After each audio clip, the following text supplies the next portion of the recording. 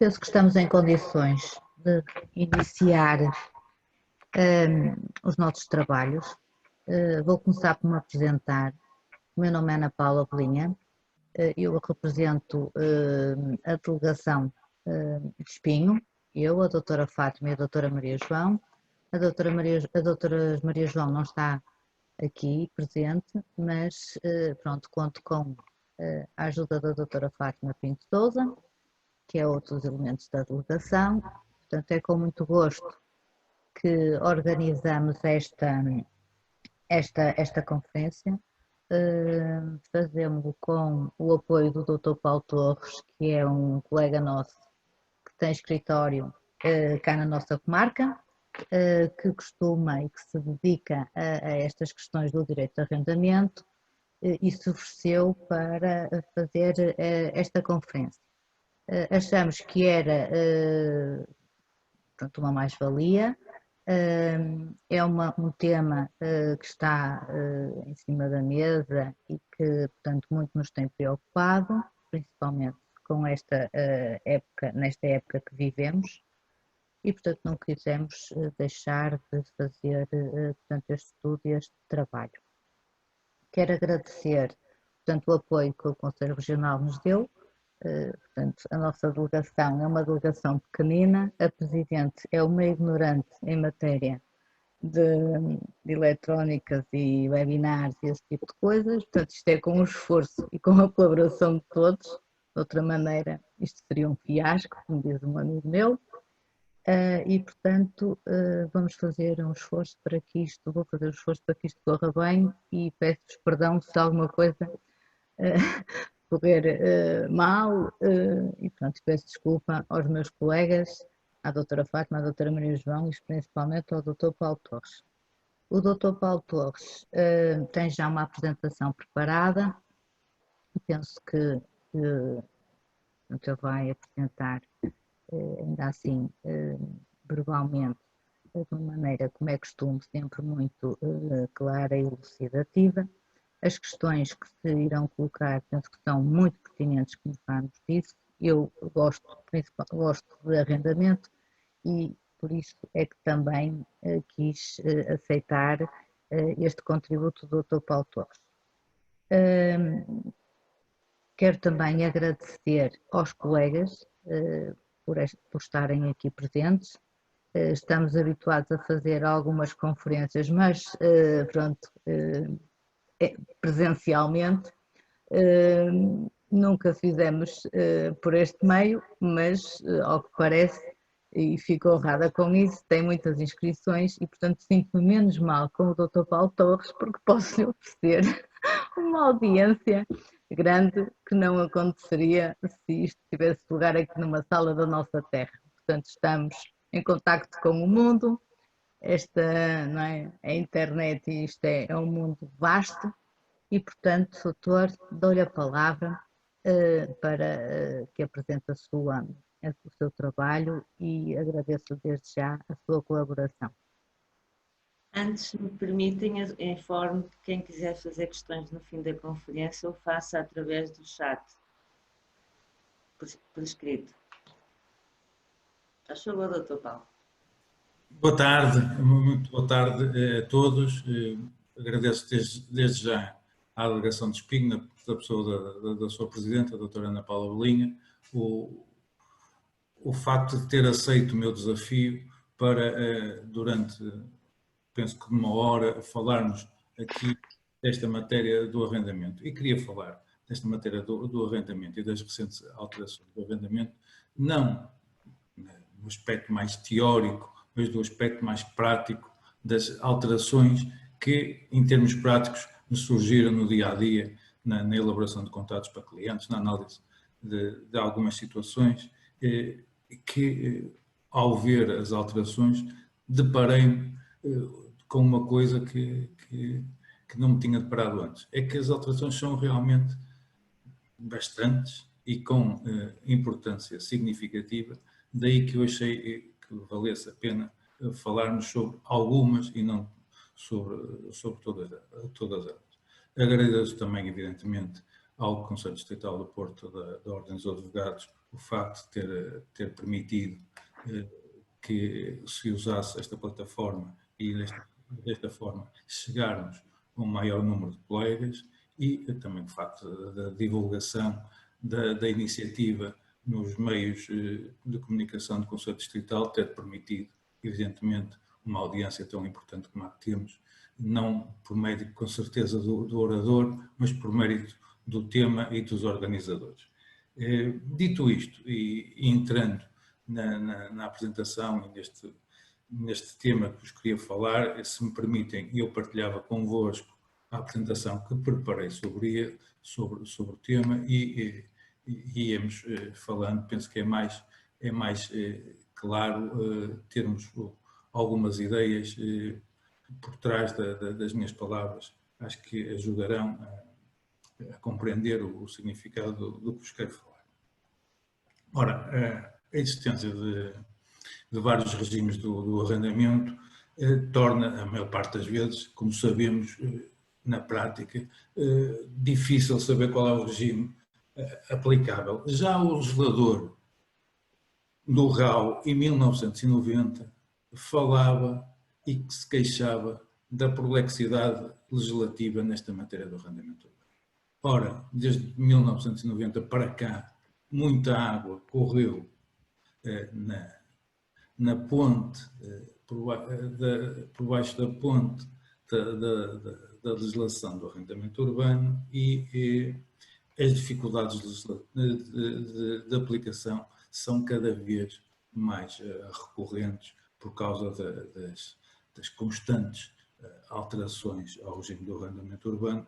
Todos sabemos, muitas vezes, motivadas por motivos políticos, influenciadas pelo regime ou pelas maiorias que constam da Assembleia da República. Aliás, a professora Maria Olinda Garcia, que seguiremos de perto em muitos aspectos sobre estas alterações, fala num movimento pendular da legislação do arrendamento que se sintoniza com o sentido das alterações legislativas. Uma vez pende para o lado do locador, outra vez para o lado do arrendatário. Ora, e eu vou-vos falar de algumas delas, não todas, vou-vos falar das principais que resultam das alterações ao Código Civil, e mesmo no Código Civil não vou falar de todas, porque nem vos vou falar das alterações que constam da Lei 13/2019 e que alteram a Lei 6/2006, o NRA. Portanto, vamos entrar nas alterações que resultam da Lei 13/2019 e pequenas alterações, tanto da Lei 64/2018 como da Lei 43/2017. E a estas alterações todas eu chamo uma verdadeira reforma, acho que há uma verdadeira reforma do arrendamento urbano, depois da reforma de 2006 e das alterações de 2012. E sobre o que é que vos queria falar nesta hora que pensei de demorar sobre o assunto. Sobre quatro assuntos que penso que são importantes para decidirmos no conselho que podemos dar aos clientes que tipo de contrato dar, e principalmente o prazo é o principal, principalmente saber que duração há de ter o contrato. É muito importante sabermos as alterações daí. Depois, falar-vos de vantagens fiscais na escolha dos vários prazos, para assim podermos aconselhar os nossos clientes no sentido de eles enquadrarem o que melhor poderá ser para eles o prazo dos contratos. É nesta perspectiva que vos queria falar destas alterações, não de outras, havia muitas outras para falarmos, nomeadamente no que respeita ao NRAU, mas não vamos falar então disso, queríamos falar só destes quatro pontos e que verão já não são poucos em termos de tempo que vamos demorar a falar sobre cada um deles. mais haveria, portanto, a tratar. Não vamos tratar de outros, nem do ANRAL, nem sequer da Lei 12 de 2019 e das alterações ao regime das obras em prédios arrendados, que foi uma lei que saiu no mesmo dia que esta Lei 13 de 2019. E recapitulando, para termos uma noção, até para percebermos o estado em que estávamos e as razões desta reforma, dar-vos só nota de 2 ou 3 linhas sobre a reforma de 2012, com a Lei 31 de 2012. Porquê é que tivemos a reforma de 2012? Porque a Lei 6 de 2006, não conseguiu atingir os objetivos que se propunha, nomeadamente quanto à questão dos contratos antigos, contratos anteriores a 1990, nem se conseguiu, na altura, dinamizar a reabilitação urbana. E depois a reforma de 2012 surge, se bem se recordarão, no âmbito do compromisso assumido pelo Governo e no âmbito do memorando de entendimento assinado com o Estado português, com as entidades internacionais, com a chamada Troika, no âmbito do resgate financeiro a que o país esteve sujeito. E a reforma de 2012 tinha 2 ou 3 aspectos que eu vos queria salientar para vermos o que é que agora em 2019 se alterou. A revisão dos contratos antigos para o novo regime, isso alterou-se, mas não vos vou falar hoje sobre esse tema. Alteração substantiva, e aqui há importantes alterações em 2019, porque em 2012 houve uma alteração substantiva ao Código Civil, atribuindo às partes maior liberdade possível quanto à fixação da duração dos contratos, etc. Vamos ver que essa liberdade foi perdida. O reforço da resolução do contrato de arrendamento por falta de pagamento de renda. Em 2012 diminuiu-se o prazo após o qual o senhorio que não se recebesse as rendas podia resolver o contrato com justa causa, passou-se para 2 meses. Em 2017 já se passou outra vez para 3 meses, como vamos ver. E temos a ação de despejo e paralelamente, este novo procedimento especial de despejo e a criação do Balcão Nacional de Arrendamento. Foi isto que resultou em 2012, foram estes os pilares da reforma de 2012.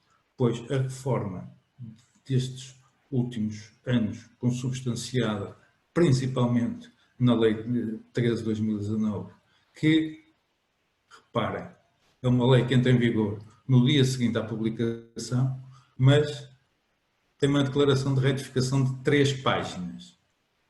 Portanto, vejam o cuidado que o legislador tem nestas matérias. A lei entrou em vigor no dia seguinte, mas teve depois uma declaração de retificação de 3 páginas. Mas voltando a esta questão da Lei 13 de 2019, qual é o motivo, qual é a justificação que o legislador aponta para a reforma de 2019? Há um crescimento do mercado imobiliário, uma pressão por parte da procura. O legislador identifica isso como o contexto do imobiliário nacional, coisa que se calhar vai desaparecer nos próximos meses ou nos próximos anos com esta pandemia, mas logo veremos. E dizia eu que o legislador de 2019 se propunha corrigir situações de desequilíbrio entre arrendatários e senhorios, reforçar a segurança e a estabilidade do arrendamento urbano, proteger arrendatários em situações de especial fragilidade e combater o assédio ao arrendamento. Eram estas as proposições, eram estes os propósitos do legislador com esta reforma consubstanciada na Lei 13 de 2019, mas, como vos disse, que já vinha da Lei 64 de 2018. Ora, e é neste contexto que vos queria falar sobre estes aspectos do arrendamento urbano e falar-vos daqueles aspectos que vos falei. O primeiro deles, a mora do inquilino. Ora, o que é que temos de novo? Temos de novo que o valor da indenização baixou, portanto, o legislador entende que o inquilino relapso não deve ser penalizado com uma indenização de 50%, como acontecia no regime anterior, mas agora de 20%. Trata-se nitidamente de uma redução da indenização por mora no pagamento da renda, que passa de 50% para 20%. Tirem as conclusões que quiserem sobre isto. No procedimento para despejo, no caso de demora reiterada no pagamento de renda, isto é, nas situações de 1083, número 4, em que a demora superior a 8 dias no pagamento da renda, por mais de 4 vezes seguidas ou interpoladas num período de 12 meses. Agora, o senhorio tem de avisar o inquilino que tem a intenção de resolver o contrato com tal fundamento, ou seja, passou a existir uma comunicação prévia admonitória ao inquilino ao fim de 3 meses que tem intenção de resolver o contrato com base neste fundamento legal. É também, pois, importante esta alteração. E já vinha de 2017, a mora superior a 3 meses, contra o 2 do regime anterior, passou justa causa de resolução do contrato por parte do senhorio. Portanto, tudo alterações legislativas de pendor nitidamente para favorecer ou proteger o inquilino e desproteger o senhorio, o arrendatário. Quando nós sabemos que o Balcão Nacional de Arrendamento demora o tempo que demora e tem os problemas que tem, nomeadamente de indeferimento liminar de quase 50% dos pedidos feitos por má tramitação, porque realmente é complicado administrativamente propor as ações. Depois temos as ações de despejo que demoram os anos que demoram. A última ação de despejo não contestada que demorou 1 ano para ter uma sentença. Portanto, com um pedido de apoio judiciário, etc. Portanto, uma ação de despejo não contestada demorou 1 ano. Uma comarca aqui das redondezas. Portanto, é isto que temos em termos de incentivo aos proprietários em colocar os imóveis no mercado de arrendamento. Mas a questão do fiador tem também uma novidade. Se calhar muita gente passou desapercebida esta novidade. Existindo fiança, o senhorio passa a ter a obrigação de notificar o fiador nos 90 dias seguintes da mora e das quantias em dívida, notificação sem a qual não poderá exigir ao fiador a satisfação do crédito. Ou seja, se o senhorio se esquecer de notificar o fiador nos 90 dias seguintes à mora, perde o direito a reclamar do fiador a satisfação do crédito. Paralelamente a esta situação, temos novos prazos mínimos de duração, renovação do contrato e um caso muito especial, o caso da oposição à renovação por parte do senhorio. O legislador teve aqui nitidamente o propósito de proteger a estabilidade do arrendamento habitacional, limitando os direitos do locador e limitando a liberdade das partes a modelarem o conteúdo do contrato, nomeadamente quanto ao prazo. Só vou falar dos contratos com prazo certo, porque esses são os que, na prática, nós celebramos. Eu ainda não vi nenhum senhorio a celebrar nenhum contrato de duração indeterminada. Ora, o que é que temos quanto à duração dos contratos? Alterações. temos que, no arrendamento para a habitação própria e permanente, o prazo mínimo é de 1 ano, e é um ano imperativo, e que não admite convenção em contrário, porque resulta mesmo da lei que, se for celebrado por prazo inferior, automaticamente considera-se automaticamente aplicado o prazo de 1 ano. Note-se que voltou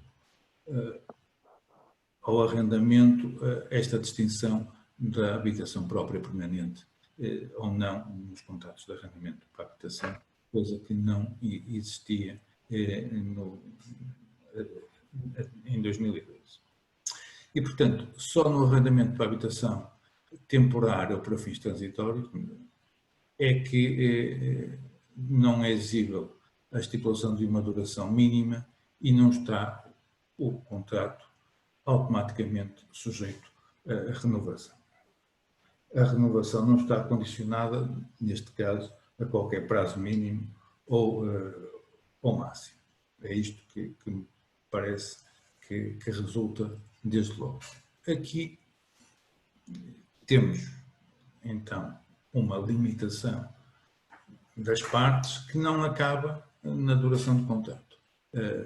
Esta limitação do direito das partes aplica-se também ao prazo de renovação do contrato. A expressão do artigo 1096, número 1, é salvo estipulação em contrário. No arrendamento habitacional, para a habitação permanente, a renovação passará a ser por um período mínimo de 3 anos, sem prejuízo das partes estipularem prazo superior. Ora, a expressão salvo estipulação em contrário, que consta do 1096, número 1, pode suscitar e suscitou, evidentemente, dúvidas interpretativas se as partes podiam ou não estabelecer períodos de renovação diferentes ou inferiores a 3 anos. Ora, a professora Maria Olinda Garcia entende que a expressão salvo estipulação em contrário resulta no que o legislador estabeleceu imperativamente um prazo mínimo de renovação. A liberdade das partes só terá autónomo alcance normativo se o prazo de renovação estipulado for de duração superior a 3 anos. É este o entendimento da professora Maria Olinda Garcia que eu partilho, e não encontrei ainda jurisprudência sobre o assunto, mas nas diversas conferências que tenho assistido também tem sido esse o entendimento que tenho ouvido, e, portanto, se o contrato se renovar, o período mínimo de renovação será sempre de 3 anos. Mas mais, há aqui outra questão muito importante, na minha opinião, em termos práticos para os senhorios, que passou também um bocadinho despercebida e que, em minha opinião, traduz a ideia que o legislador pretende que o contrato tenha efetivamente uma vigência mínima de 3 anos, se essa for a vontade do inquilino. O contrato só não tem duração mínima de 3 anos se o inquilino se opuser à renovação ou se o denunciar. Porquê?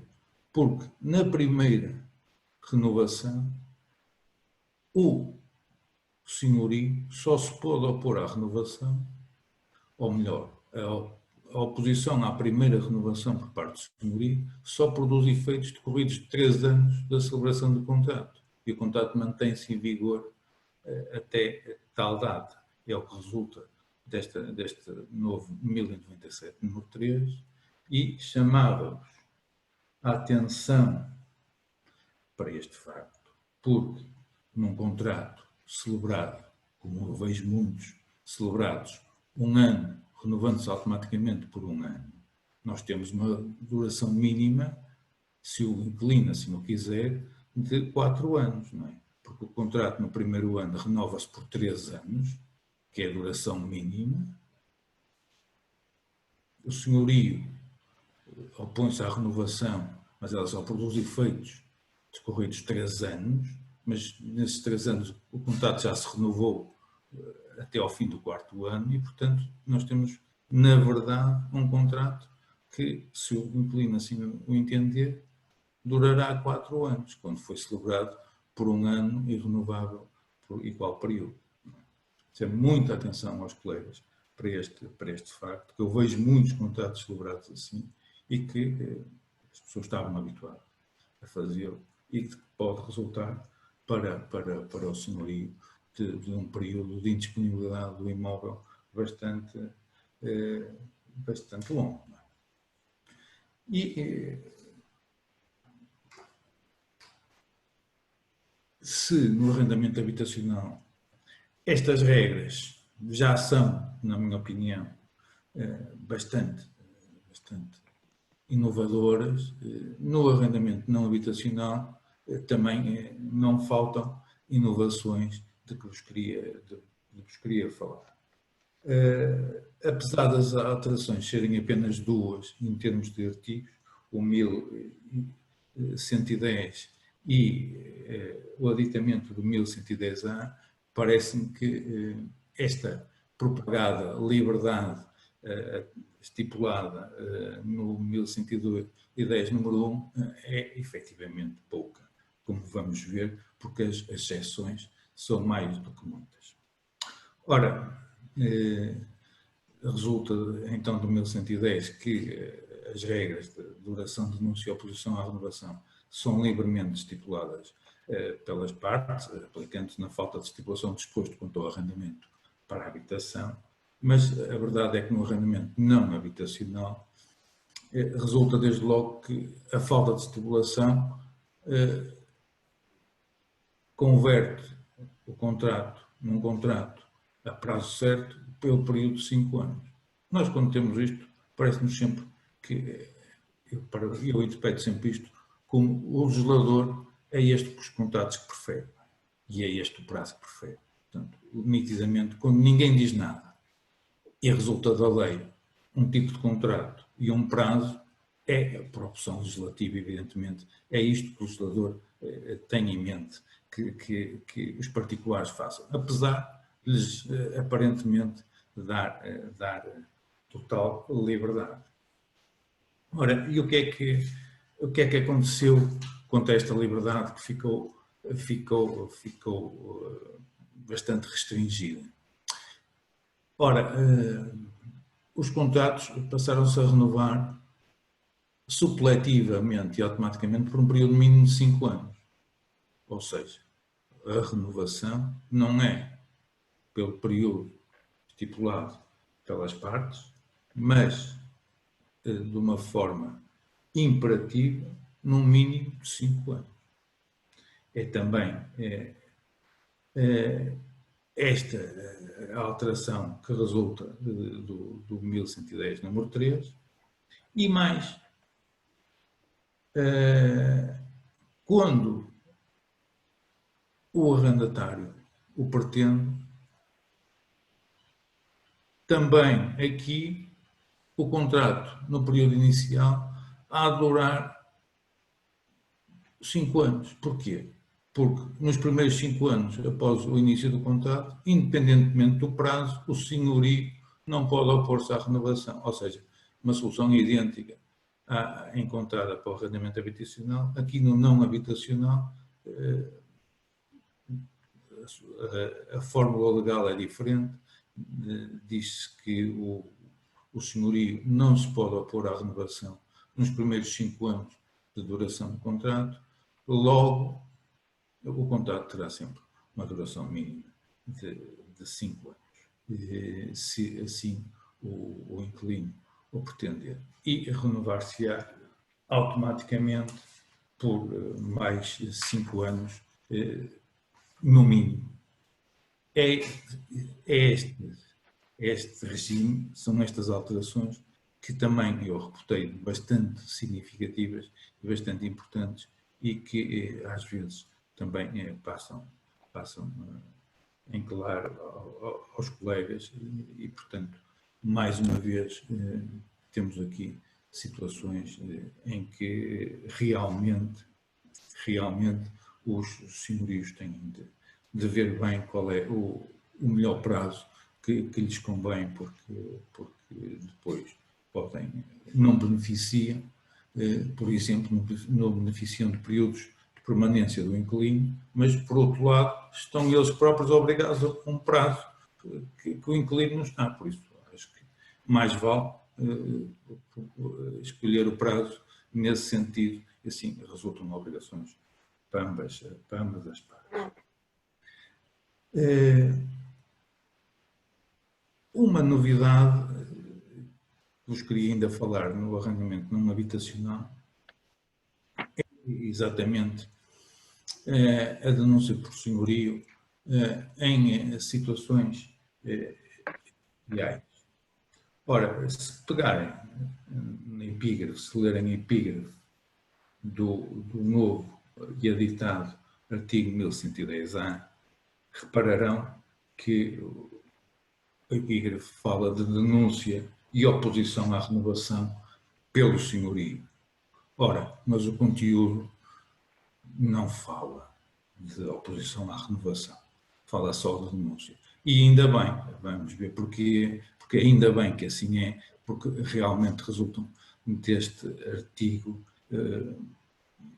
coisas que me deixaram perplexo e consequências para o senhorio que me deixaram bastante perplexo. Portanto, em caso de esta denúncia pelo senhorio só passa a poder ser feita nos casos previstos no 1101 B e C, ou seja, para a demolição ou a realização de obras de remodelação ou restauro profundos que obriguem à desocupação do local, desde que não resulte local com características equivalentes às do local onde seja possível a manutenção do arrendamento e mediante comunicação da denúncia com antecedência mínima de 5 anos. Esta é uma alteração ao regime de contratos de duração indeterminada, em que depois tem de haver a confirmação da denúncia no prazo de entre 15 meses e 12 meses, antes da mesma produzir efeitos. Só que, pasme-se, o senhorio passa a ter de indemnizar não só o arrendatário, como separadamente os trabalhadores do estabelecimento pelos prejuízos que comprovadamente resultem da cessação de contrato, exceto relativamente ao arrendatário, se o arrendamento tiver sido objeto de espaço nos 3 anos anteriores. Portanto, numa situação em que o estabelecimento até pode mudar para a porta ao lado, o senhorio vai ter de indemnizar o arrendatário e os trabalhadores da cessação do arrendamento. É isto que resulta deste novo artigo 1110-A, número 2, deste aditamento, que me parece muito difícil de definir quanto ao objeto. O senhorio não precisa de saber desde logo quantos trabalhadores tem o estabelecimento. Parece-me difícil de encontrarmos aqui uma causalidade, saber quais os anos não se teriam produzido se o contrato não tivesse sido denunciado, será quase um exercício de adivinhação, não é?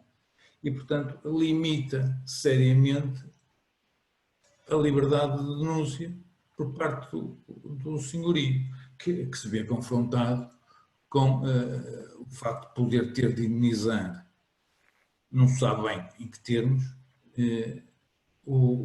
tanto o arrendatário como os trabalhadores do arrendatário afetos ao estabelecimento. Ora, pressupõe-se que o legislador pressupõe que o estabelecimento insere em consequência da cessação de contrato de arrendamento. Parece-me que apesar de ter sido editado aqui no Código Civil, este artigo faria mais sentido, do meu ponto de vista, no NRAO e na cessação dos arrendamentos que passaram dos contratos antigos para o atual regime. Mas pronto, o legislador optou por aditamento no Código Civil e, portanto, não passa, portanto, pela cabeça de nenhum senhorio celebrar um contrato de duração indeterminada não habitacional, porque sujeita-se, evidentemente, a este problema, que é um verdadeiro problema. Portanto, o senhorio avisado será aquele que celebrará, evidentemente, contratos de duração de prazo certo, porque senão sujeita-se a ter de indemnizar o arrendatário e os trabalhadores do estabelecimento. Ora, vimos já duas das alterações que me propunha falar, estas duas com maior relevância em termos do dia-a-dia, da construção dos contratos, do aconselhamento aos clientes, dos prazos e das formas que se pode e deve escolher para os contratos de arrendamento. Falta falar-vos de duas, uma má, na minha opinião, e uma melhor, que serão os benefícios fiscais. A má é, evidentemente, alterações ao direito de preferência, que, na minha opinião, acabam sempre por dificultar a celeridade do comércio, evidentemente. Esta alteração é já de 2018, é da Lei 64 de 2018. Recorde-se que a primeira versão da Lei 64 de 2018, a anterior versão, foi numa primeira versão, se bem se recordam, vetada pelo Presidente da República, Marcelo Rebelo de Sousa, que depois veio a ser alterada pelo Parlamento e a ser promulgada pelo Presidente da República.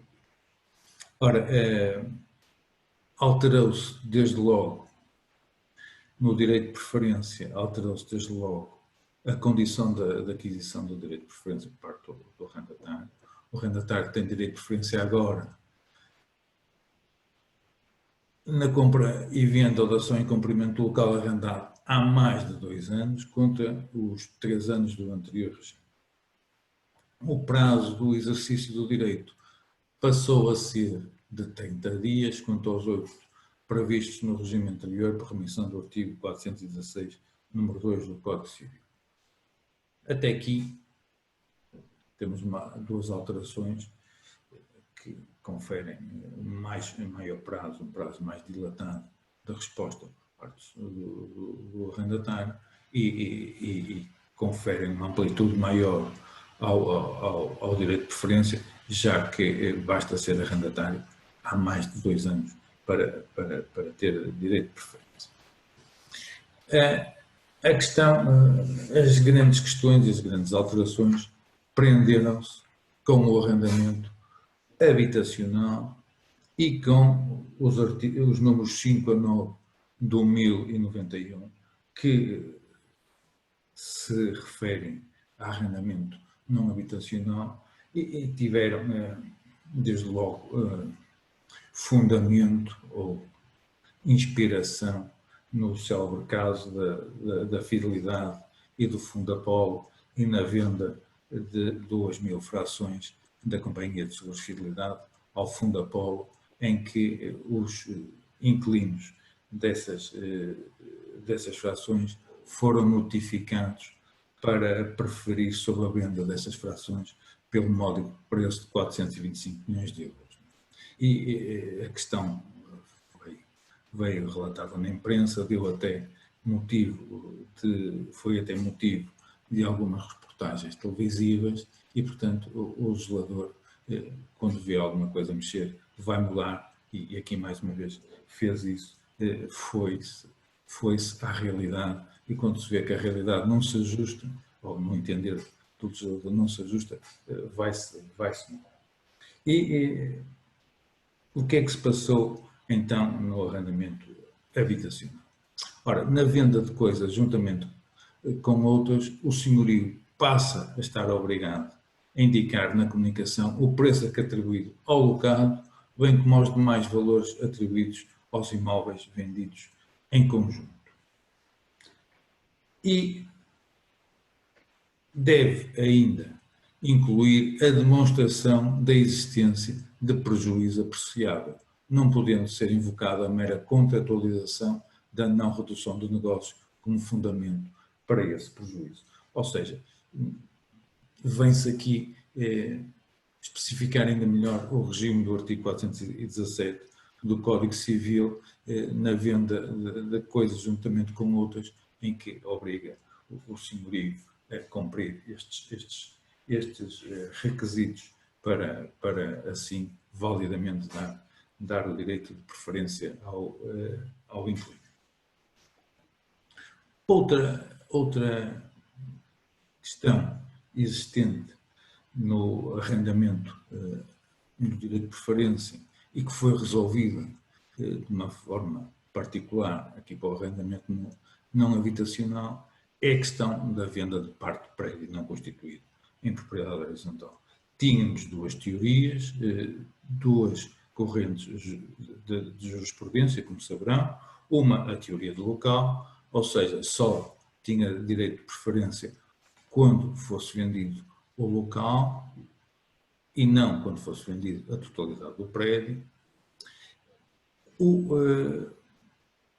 Noutra corrente jurisprudencial, a teoria expansionista, como alguns chamavam, referia que, ou defendia, que o arrendatário tem direito de preferência, mesmo que só seja arrendatário de parte do prédio, tem venda de preferência, tem direito de preferência na venda desse prédio. Pois o legislador, relativamente ao arrendamento habitacional, veio criar aqui um novo direito que consiste na possibilidade de o arrendatário exercer o seu direito relativamente à cota-parte do prédio correspondente à permilagem do local, pelo valor proporcional dessa cota-parte, face ao total da transmissão. E, exercendo essa preferência, a aquisição pelo preferente é efetuada com afetação do uso exclusivo da cota-parte do prédio a que corresponde o local. Não me perguntem como é que isto se faz registralmente, já tentei saber, ninguém me sabe responder, já ouvi também muitas conferências, ninguém sabe como é que, na prática, esta afetação do uso exclusivo da cota-parte se faz. Tenho tentado saber, ainda não há jurisprudência sobre o assunto, eu também não sei, sinceramente, como é que, na prática, isto se fará em termos registrais. Imaginem até que o inquilino pretende constituir um crédito de habitação para a aquisição, como é que o banco vai financiar esta aquisição através da garantia da hipoteca relativamente a este direito. São realmente situações sui generis que levantam questões jurídicas relevantes e que nós, na prática, não sabemos dar resposta, o que é mau para nós e para os nossos clientes, e, portanto, era mais também esta nota que vos queria deixar. A última nota, ainda relativamente ao direito de preferência do inquilino no arrendamento não habitacional, é que está previsto agora que os arrendatários do mesmo prédio que assim podem exercer os seus direitos de preferência em conjunto, adquirindo na proporção a totalidade do imóvel em propriedade. Aqui já se percebe, aqui parece-me que será fácil verificar verificar-se esta situação. No mais, no direito anterior, não vejo como é que na prática tal será possível. Ora, falado do direito de preferência do inquilino, que realmente era uma das alterações que eu tenho como bastante também importantes, porque na prática do dia-a-dia nos são colocadas questões sobre como dar este direito de preferência. Eu já fiz uma carta de direito de preferência, né, para esta situação de venda de parte de prédio na Constituição Horizontal, e a carta tinha 2 páginas, não é? É preciso contar a história toda, qual é a percentagem do inquilino, qual é o preço total, qual é o preço que lhe corresponde na respectiva permilagem, etc, etc, etc. Enfim, não é fácil, não é fácil. E nunca se sabe se está bem feito. Vamos lá ver o que é que os tribunais depois vão decidir. Falamos de tudo que é mau, agora terminava com uma coisa que é boa, que é um incentivo fiscal. Os senhorios estão tão massacrados com tantos impostos, com tantas obrigações, com tantas limitações e com tantas novidades que limitam a sua liberdade, que não é mau terminar com uma alteração legislativa que, na minha opinião, é positiva, que é esta redução de IRS nos contratos de arrendamento para habitação permanente. Parece-me que é algo também que às vezes passa ao lado de alguns senhorios, e que os senhorios podem articular com o regime dos contratos, portanto, com o prazo de duração dos contratos, para daí retirarem alguma vantagem fiscal e assim, dessa forma, não pagarem tantos impostos. Trata-se de contratos habitacionais destinados à habitação própria permanente, portanto, só desses é que estamos a falar. Estamos a falar de rendimentos obtidos em contratos de arrendamento para habitação permanente celebrados a partir de 1 de janeiro de 2019 ou no âmbito de renovações de contratos para arrendamento para habitação permanente verificados a partir dessa mesma data, portanto, janeiro de 2019. Portanto, esta lei 119 de 2019, regulamentada pela Portaria 110 de 2019, vem permitir, preenchidos estes requisitos, que é a comunicação à autoridade tributária, a identificação do contrato, a data de início e a respectiva duração, bem como a comunicação das renovações contratuais subsequentes e respectiva duração, a comunicação à autoridade tributária da cessação do contrato, bem como do motivo da cessação, e fazer esta comunicação deverá ser efetuada no portal das finanças até 15 de fevereiro do ano seguinte à obtenção dos rendimentos. E resulta da lei 119 de 2019 e desta portaria uma redução da taxa autónoma de IRS de 28%. E resulta uma redução, na minha opinião, em alguns casos, significativa, porque pode ir até 14%, portanto até metade, e depende da duração do contrato, como resulta desta tabela. Se o contrato tiver 2 a 5 anos, a redução será de 2%.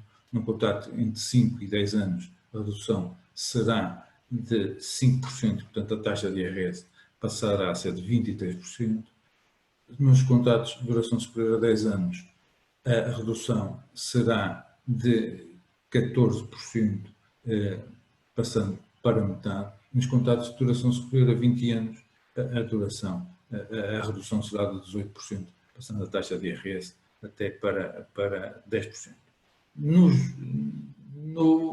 caso de duração de contrato de 2 a 5 anos e 5 a 10 anos, é que existe este limite de 14%, portanto, de metade da taxa. Temos aqui até um exemplo, no contrato de arrendamento por 6 anos, a taxa de IRS passa a ser de 23%, fim do período inicial de 6 anos, renovando-se o contrato por mais 6 anos, haverá redução de outros 5% de ficando a taxa então em 17%. Numa segunda renovação, verifica-se o mesmo, aos 18% será aplicada outra redução de 5%, aqui o valor seria de 14% e não 13%, porque este é o limite mínimo. É assim que vale a pena olhar para esta novidade legislativa de 2019, desta possibilidade de redução da taxa autónoma de IRS nos contratos de arrendamento para a habitação permanente, algo que tenho a ideia que também passa despercebido a alguns senhorios e que vale a pena lembrar-lhes e dar-lhes a conhecer.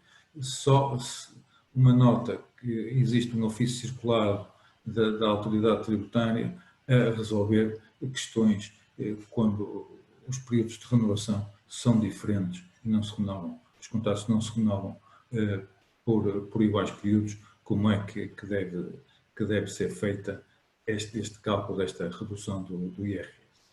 E era isto que vos queria falar. Acho que demorei a hora a que me propus e falei com a doutora Ana Paula Bolinha, quando me propus falar, era falar uma hora rapidamente sobre estas matérias e evidentemente fico à disposição para os colegas se entenderem fazer alguma questão, estou ao dispor. E a doutora Fátima, se me ajudar a ler-me as questões, muito lhe agradeço a vossa atenção. Claro. A primeira pergunta é: querem saber se o Dr. Paulo vai disponibilizar os PowerPoints? Sim, já mandei à doutora Ana Paula Bolinha, ela manda a quem entender, está perfeitamente à vontade. Ok. Para isso basta que os colegas me dirijam um e-mail para nós enviarmos, não há problema nenhum. Uma questão de um colega, Raul. Nos contratos de arrendamento, tanto habitacionais como não habitacionais, se for fixado o prazo de 1 ano, não renovável nessa estipulação, é válido e eficaz, podendo os contratos cessar antes de 3 e 5 anos, que parece ser a opção do legislador para a duração mínima dos contratos? Ou seja, aquela questão do prazo mínimo, parece que é essa a questão. Não percebi, Dra. Fátima. Parece-me que o colega quer saber se for fixado o prazo de 1 ano não renovável, Sim. essa estipulação é válida e eficaz, podendo os contratos estar antes dos 3 e 5 anos? É renovável, não é renovável, porque os limites que existem é a oposição à renovação. Se o contrato não é renovável, não é renovável. Sim, não há questão.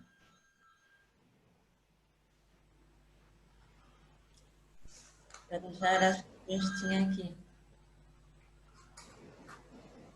Não há mais questões.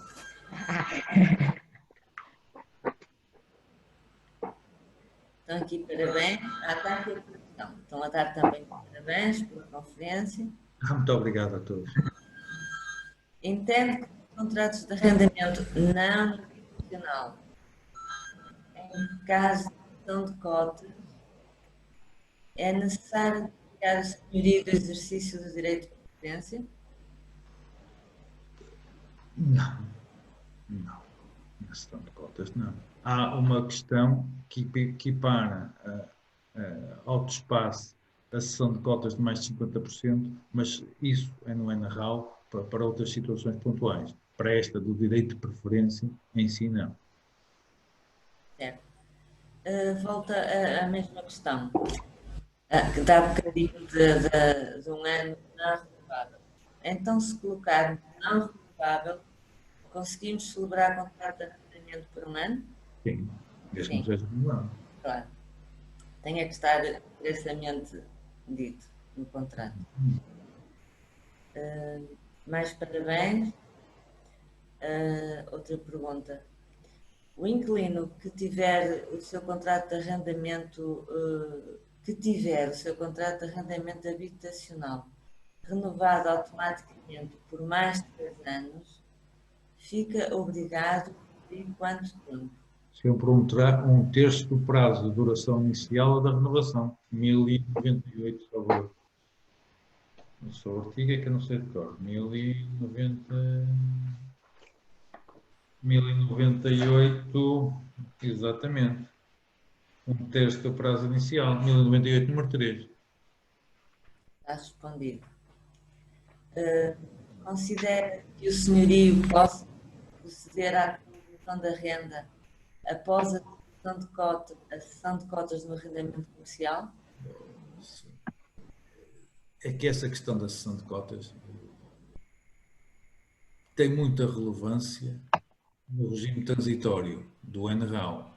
Parece-me que para o efeito atual, face aos contratos celebrados após 2006, acho que a questão não tem exatamente relevância nenhuma, portanto, a cessão de cotas continua normal o arrendamento, portanto não pode atualizar por essa via.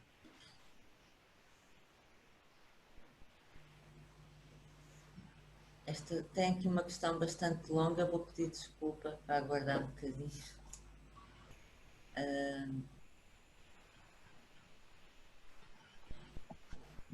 Pergunta aqui a colega, estou a ler também no 1110, número 2, indemniza-se o trabalhador do estabelecimento de quê? Dos prejuízos, o que diz a lei, doutora, é dos prejuízos que decorrem da cessação do contrato. É isso. Mas há uma anterior que é tal que é bastante complicada.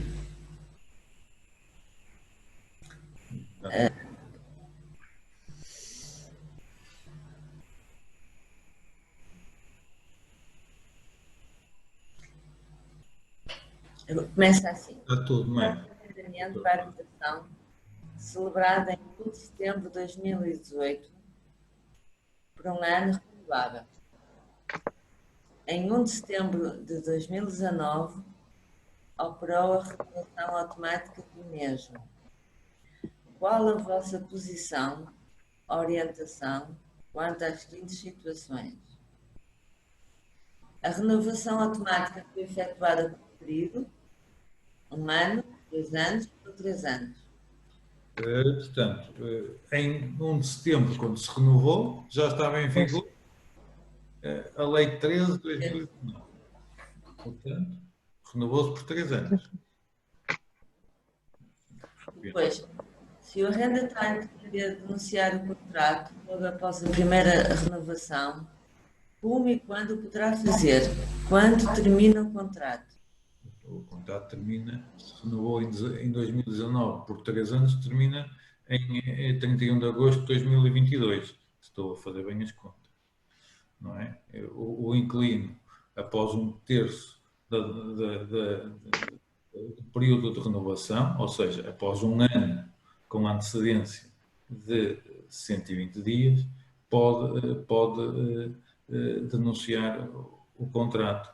Portanto, um ano, está a fazer, faz um ano em setembro, em 31 de agosto de 2020, portanto, a partir de 31 de agosto de 2020, parece que o inquilino, com os 120 dias de antecedência, poderá fazer cessar o arrendamento. Já agora, chama a atenção dos colegas para uma pequena alteração, exatamente ao 1098, número 6, que o inquilino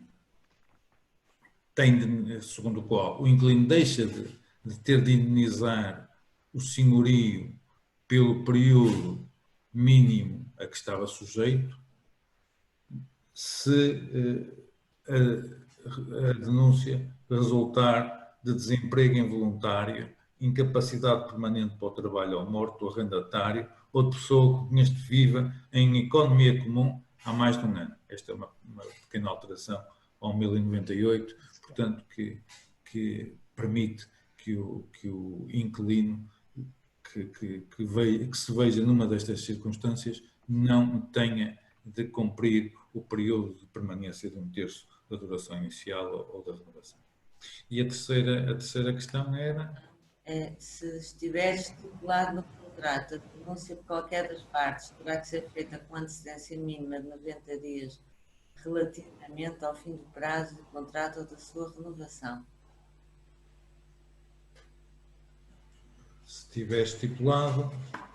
Ora, o regime relativo parece-me que abrange também do arrendamento urbano, parece que também abrange o prazo de denúncia, portanto, em vez dos 90, parece-me que se aplica os 120 dias, mas só confirmando aqui, a razão...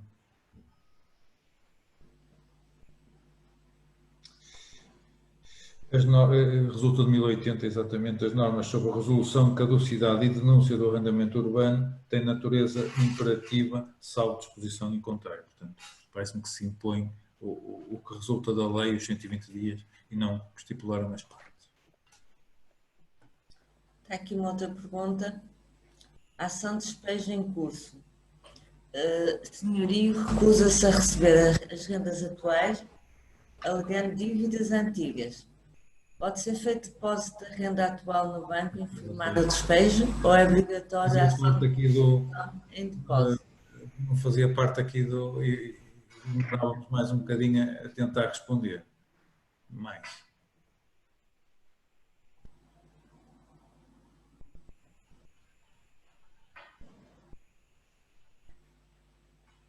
Não está a aparecer mais.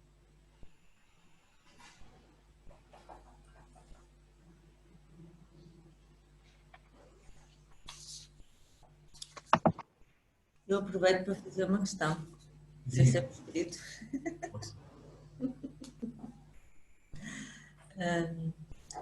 O Dr. Paulo falou na denúncia do arrendamento não habitacional, não é? Que é só possível para obras e quando cerca de 5 anos. Para o habitacional, mantém-se a denúncia para a necessidade de habitação de senhorio ou descendentes. Sim. Como não referiu essa parte, fiquei na dúvida. E não todas, só algumas. Certo. Pronto, aqui. Doutora Ana Paula. Não sei se ainda há mais alguma pergunta. Não está a aparecer. Só parabéns. Muito obrigada. Agradeço a todos também. Então, se não há mais perguntas, vamos dar por terminada esta conferência. Eu quero agradecer ao Dr. Paulo Torres a disponibilidade, a maneira clara e sucinta como apresentou estes temas, que sabemos que são apenas alguns, não é? Do vasto mundo do arrendamento. Agradeço também a paciência dos colegas, o empenho. Agradeço também, portanto, os parabéns. Fiquem cientes que, de facto, isto foi, portanto, enfim, o nosso contributo para estudar estas questões que são, na minha opinião, muito atuais. São questões de âmbito social, pronto, que se vão sentir, penso eu, de uma forma mais acentuada nos tempos que se avizinham. Penso que esta situação pandémica vai ter uma repercussão muito grande no arrendamento. Vamos ter de nos atualizar. Penso que isto vai ser, enfim, vai exigir muito de nós. As leis que têm sido publicadas, penso eu, que ficaram até muito aquém daquilo que os senhorios têm vindo a fazer, na parte que é uma experiência que eu tenho vivido. Portanto, penso que os senhorios têm tido uma preocupação social muito grande, têm até, enfim, substituído o Estado, é o que me parece que está a acontecer. E, portanto, isso também exige de nós, portanto, um contributo muito especial nesta matéria. Portanto, daí que eu achar que sempre estas conferências sobre arrendamento são importantes. Portanto, muito obrigada, Sr. Doutor, pelo seu apoio. Espero que possamos ainda contar consigo em mais alguma iniciativa portanto, a breve, num futuro muito breve.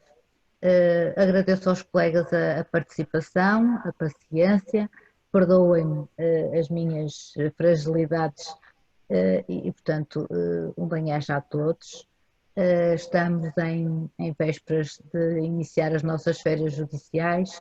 Penso que é um ano em que, mais que nunca, precisamos de férias, precisamos de descansar para fazer face ao que aí vem. Portanto, um bem-aja a todos, umas boas férias a todos. Muito obrigada, muito boa tarde e cumprimentos para todos. Muito obrigado. Cumprimentos a todos. Boa Boa tarde. tarde. Parabéns pela iniciativa. Obrigado.